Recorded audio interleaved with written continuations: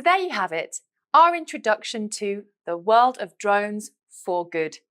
Now I am sure that you have got so many other examples that you can tell me about how drones can or could or are being used. And this is where it comes to the assignment part of this course. I would like to know how you would use a drone for good. If a drone doesn't quite exist to do something yet, what would it look like? What would its core operations be? How would it fly, crawl, walk, swim? Please provide me with some diagrams and some text, and let's create some conversation and some blog posts about this. You can connect further with the community at worldofdroneseducation.com and with me at drkatherineball.com. Thank you so much for your time through this course. I really hope that you've enjoyed some of the examples and the content that we've hosted not only in the videos, but also in your ebook playbook. I'd look forward to connecting with you somewhere on the internet or at one of our events going around the world.